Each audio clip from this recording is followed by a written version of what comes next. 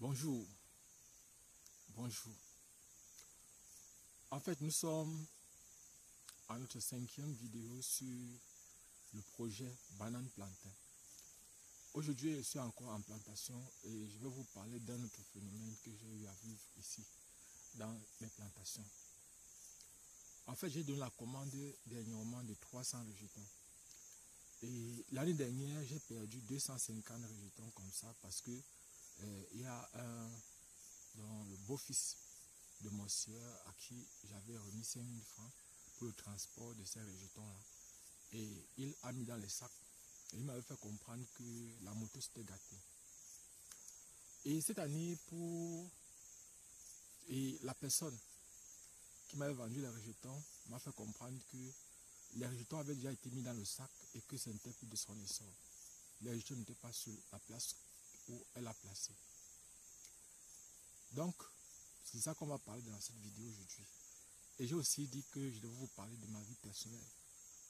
C'est vrai, il y a des personnes qui m'envoient les messages pour me faire signifier qu'elles n'aimeraient pas trop que je puisse parler de notre histoire. Mais notre histoire, c'est aussi mon histoire.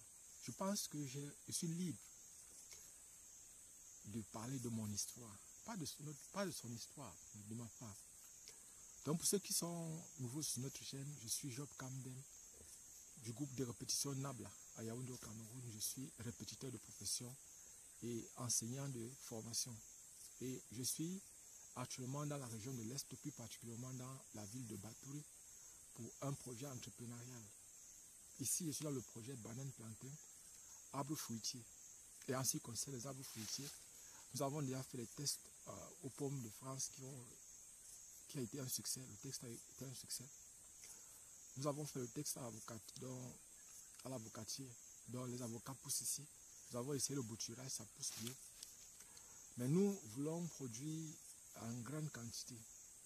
Il y a déjà des personnes qui nous demandent si les avocats sont disponibles, si les avocatiers sont disponibles. Pour le moment, pas encore. Et je voudrais aussi parler dans cette vidéo aujourd'hui de ce phénomène dont je vous faisais part tout à l'heure. C'est-à-dire,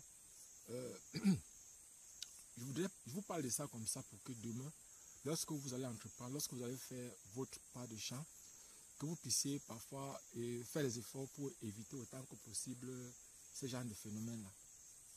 Donc, c'est un phénomène qui est récurrent. Ici, j'ai l'impression que certaines personnes pensent que le fait d'être souple et compréhensif est un signe de faiblesse. En fait, je risque de frapper fort. Je vais menacer dans un premier temps et ça ne va pas, je vais amener la gendarmerie une fois.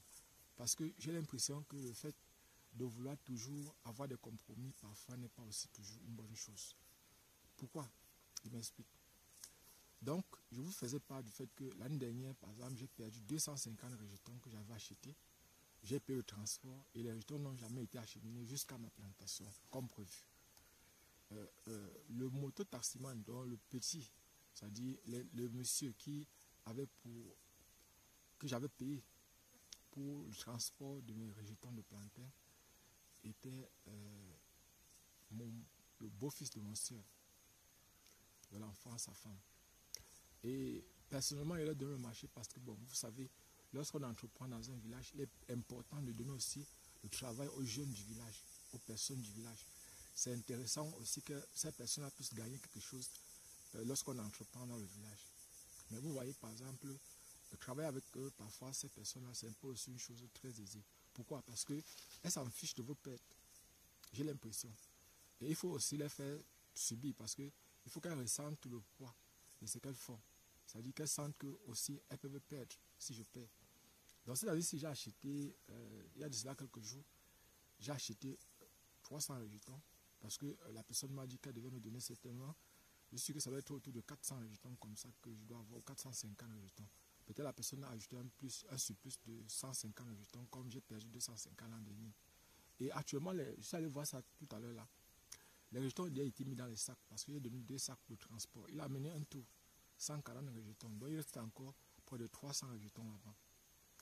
Et je ne vais pas vous cacher, j'ai promis de lui donner, en dehors des 5000 francs que je lui ai donné l'an dernier, je lui ai donné 2000 francs Et 1 litre de carburant, c'est-à-dire 1 litre d'essence, qui coûte au village ici dans les 1500 francs. Donc je suis à peu près à 8500 pour le transport. Or, il y a eu, j'ai transporté dernièrement 300 régimes de plantes, 300 rejetons. Et pour les 300 rejetons, pour un autre individu, un petit, on m'a fait comprendre que sa moto était en panne. Ce petit-là, lui, il a fait le transport à 2, je lui ai donné 2500 et 1 litre de carburant. Et en moins de 2 heures de temps, il avait fait tout le transport. J'étais en possession de tous mes rejetons. Donc là, si je ne vais pas perdre, tout à l'heure, là, j'attends 15 heures. Parce que je suis sûr que même s'ils sont sortis, autour de 15 heures, 16 heures, tout le monde est déjà rentré. Donc c'est la raison pour laquelle je suis en train de patienter. Je profite aussi pour un peu faire des petits travaux. Parce qu'aujourd'hui, normalement, je devais mettre tous ces rejetons au sol. Parce que franchement, je suis fier du travail que je fais. C'est vrai qu'on a l'impression que tout le travail qu'on a fait depuis, on ne voit pas. Mais maintenant, en brûlant le champ, j'ai vu le travail. Parce que c'est maintenant en brûlant que je vois comment les rejetons sortent du sol. Et je ne vais pas vous cacher, depuis, j'avais l'impression que j'ai piétiné sur place. Mais je suis en train de voir, j'ai déjà mis au moins, actuellement je suis à presque à 4000 rejetons que j'ai mis. Mais pas de façon, j'ai mis ça depuis l'an passé. Et en fait, normalement, c'était prévu qu'au mois de décembre, janvier, je devais enlever pour produire la pépinière. C'est-à-dire parce que je voulais utiliser la méthode ivoirienne, les pifs ivoiriens, les techniques ivoiriennes pour la production, la multiplication des rejetons. Mais j'ai l'impression que ça sera très difficile de le faire. Et bon, nous on ne se dérange pas. Bon, ce qu'on va faire maintenant là, c'est que je vais arriver au village, tout à l'heure quand elle est sortie. Je vais aller voir ce monsieur-là et je vais lui dire, soit il me remet tout mon argent. Par exemple, sur les 8500 francs, il doit me remettre au moins 6500. Parce que je suppose que ce qu'il a fait, c'est 2000. Il a fait un tour, je suppose que c'est 2000. Il restait encore 2 tours. Et le reste de 3500. Moi, je faisais ça parce que c'est un monsieur qui a déjà un enfant. Et personnellement, je n'aime pas trop souvent dans le village donner un travail à quelqu'un sans le rémunérer. Parce qu'il faut l'encourager à travailler. Mais bon, on va faire comment? Si les gens ne veulent pas travailler, les gens ne veulent pas qu'on leur donne le travail, je ne comprends pas comment je dois faire. Dites-moi ce que vous pensez de ça. Parce que moi, je crois que dans le fond, si ça ne va pas, je pourrais l'amener à la gendarmerie. Parce que, en fait, lorsque je paye le transport, chaque fois pour venir au champ, je dépense environ 1500 aller-retour. Et sans compter le fait que je dois consommer, je dois manger aussi. Abonnez-vous et partagez le maximum possible cette vidéo. Donc, on va parler d'un autre phénomène. Je disais que je devais parler un peu de moi. Bon, en fait, en ce qui me concerne, j'ai fait toutes mes études, une bonne partie de mes études primaires dans cette ville, dans la ville de Batouri. J'ai fait tout mon cycle secondaire dans cette ville, dans la ville de Batouri. Et lorsque j'étais en classe de 6e, j'ai rencontré une fille. En classe de 6e, bien sûr. C'était une fille que j'aimais. En fait, je l'aimais franchement. Et elle était la première de la classe. Donc, c'était la plus jeune de la classe et puis elle était première de la classe. Et je ne vais pas vous cacher, lorsqu'on s'est connus, j'étais en 6e, elle était en 6e, nous sommes dans la même classe. Et comme elle était très forte à l'école, moi aussi, il fallait que je lui montre que je suis aussi fort. Donc, en classe de 6e, lorsque j'étais là, bon, premier trimestre, j'ai eu 10 de moyenne. Deuxième trimestre, j'ai eu 12 de moyenne. Troisième trimestre, j'ai eu 14 de moyenne. Donc, je suis quitté de 10 à 12, de 12 à 14. Et c'est comme ça que j'ai attiré son attention. Parce qu'au troisième trimestre, j'étais sorti deuxième de la classe. Elle était première. Et en mathématiques, la seule matière sur laquelle elle me dépassait, c'est le français. Parce que moi, en anglais, j'étais au-dessus d'elle. Et c'était elle, ma première copine. Mais ce n'est pas en 6e qu'il va la draguer. En fait, en 6e, j'attire son attention simplement. Et pour lui montrer que je l'aime, pour lui prouver mon amour, j'écrivais souvent son nom, j'amenais à la surveillance, on la fouettait. Bon, pas que, je n'étais pas chef de classe, c'est elle qui était adjointe sous-chef. Et elle était parmi les autorités de la classe. Mais moi, personnellement, j'écrivais les noms de ceux qui faisaient le désordre et j'amenais à la surveillance et on les fouettait. Donc, bon, un jour, je vais vous raconter pourquoi je faisais ça. Et lorsque les gens m'imitaient, à la fin, on les attrapait, on les fouettait. C'est-à-dire, si quelqu'un d'autre, en dehors de moi, écrivait les noms des bavards pour amener à la surveillance, en dehors du chef de classe, du sous-chef et de l'adjoint sous-chef ou des délégués de la classe, on devait les fouetter à la surveillance. C'est-à-dire, on devait les fouetter devant tout le monde parce que c'était signe de désordre. Mais moi, je ne sais pas pourquoi, moi, on acceptait que je puisse jouer ce rôle-là. Donc, et c'est comme ça, je vais donc la draguer. Lorsque on va faire de la 6e jusqu'en première ensemble. Et franchement, en 5e, j'étais donc, quand je commençais avec elle, pour dire vrai, c'était quelqu'un qui m'a mené à beaucoup travailler. Beaucoup travailler, beaucoup étudier. Et j'étais quelqu'un qui aimait beaucoup le jeu. Je jouais tellement. Parce que j'avais tellement d'énergie. Je jouais tellement. C'est-à-dire, je pouvais passer ma journée, je jouais. Mais aussi, je travaillais aussi beaucoup. Donc, et c'est comme ça, elle, en maths, on était souvent coude à coude. Parfois, j'étais supérieur à elle, parfois, elle était supérieure à moi. Mais la personne qui dominait le plus en classe, c'était moi, en mathématiques. Et en classe de 5e, j'étais avec les Freeman, Wonder Freeman, médecin. Et cette copine-là, elle aussi est médecin. Donc, nous tous qui étions parmi les forts de la classe, parmi les meilleurs de la classe, les autres sont sortis, les autres sont des médecins aujourd'hui. D'autres sont des enseignants, d'autres sont des ingénieurs, pendant que moi, je suis répétiteur. C'est vrai, c'est un choix que j'ai fait, de faire les répétitions, parce que c'est quelque chose qui me touchait. Bon, en fait, dans mon fond intérieur, je me dis toujours que comment aider le maximum possible, comment faire en sorte que les autres puissent mieux s'en sortir. Ben, ce que je voulais faire normalement, quand je suis arrivé en fac, ce n'était pas les répétitions, c'était la recherche. C'était la recherche. Et c'est la raison pour laquelle je me sens comme un poisson dans l'eau, par rapport à la recherche que je fais ici dans le domaine agricole. J'ai fait la recherche en chimie. Mais vous savez, dans notre pays ou dans notre continent ici, j'ai l'impression que la recherche ne sert pas trop à grand chose. Mais je vais montrer que, en fait, la recherche peut donner de l'argent. On peut gagner énormément d'argent en faisant la recherche. C'est ce que j'ai envie de montrer. J'ai envie de montrer aussi que comment on gagne de l'argent en faisant de l'agriculture. Donc, peut-être je vais vous raconter la fois prochaine comment j'ai dragué ma première copine. Parce que, dans le fond, comme on s'est rencontrés souvent, ce qui va vous paraître bizarre, c'est qu'on se retrouvait beaucoup plus à l'église. C'est à l'église qu'on se retrouvait. L'église était le lieu où on pouvait se retrouver sans problème. Donc, ça ne veut pas dire que je partais à l'église seulement pour la rencontrer, non. Étant donné que je savais qu'il ne faisait rien de mal à aimer, étant donné que Dieu est amour, donc j'aimais et je faisais ce que Dieu veut. Donc, j'étais à l'église et je ne me reprochais de rien. Je voyais que tout était normal. Mais je vais vous raconter la suite dans d'autres vidéos. Comment ça continue. Dans le fond, je peux dire qu'au total, actuellement, j'ai 48 ans. J'ai 48 ans. Et je ne suis pas encore marié. Je ne suis pas encore marié.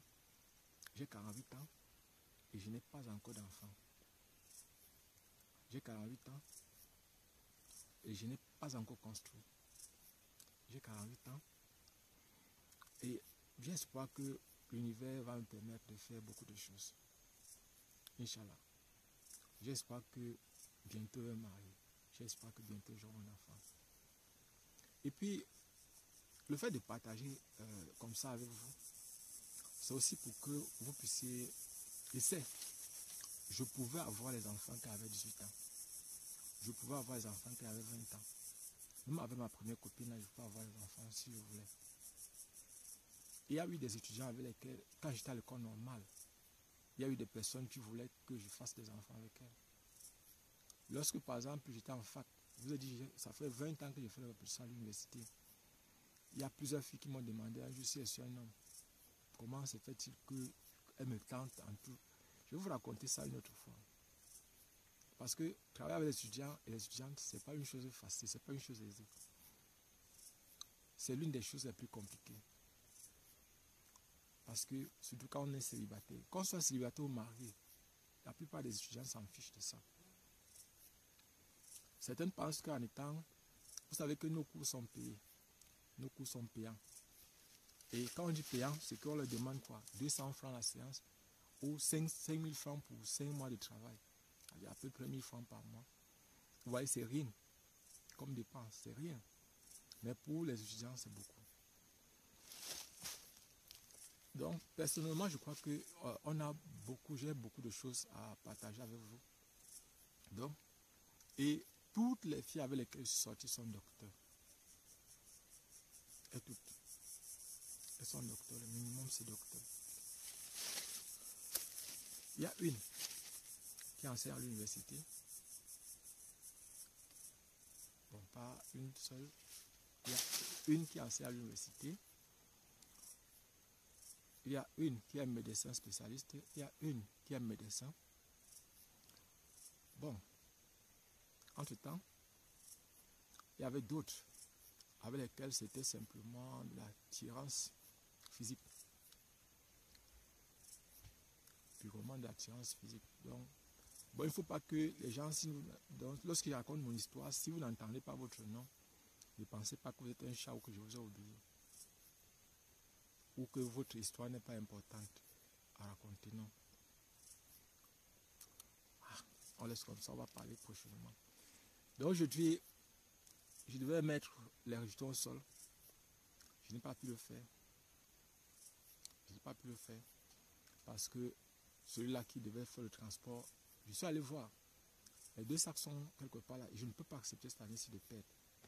L'année dernière, j'ai perdu près de 20 000 parce que ici en bourse, on me laisse le rejeton à 75 francs. Celui-là, il faut payer le transport. D'autres me laissent à 100 francs et je paye encore le transport. Et vous voyez que par exemple, 250 rejetons, c'est presque 2 000. C'est presque 20 000. Et 20 000 francs, c'est pas petit, c'est beaucoup. C'est beaucoup. 20 000 francs, c'est mon argent pour venir au champ même pendant 10 jours. Parce qu'en moyenne par jour, je dépense 2 000.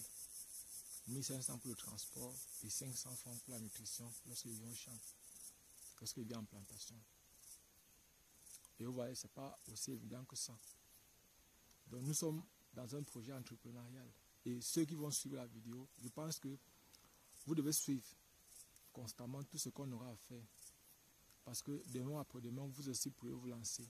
Ceux qui sont dans la diaspora, ceux qui sont au niveau local, ceux qui sont au pays, ceux qui sont dans les pays africains. Et si vous avez des difficultés en agriculture, essayez de nous donner les difficultés que vous avez. On va essayer de faire quelques recherches là-dessus. Abonnez-vous et partagez. Je crois que je vais arrêter comme ça pour aujourd'hui. On va donc se voir prochainement. Inch'Allah.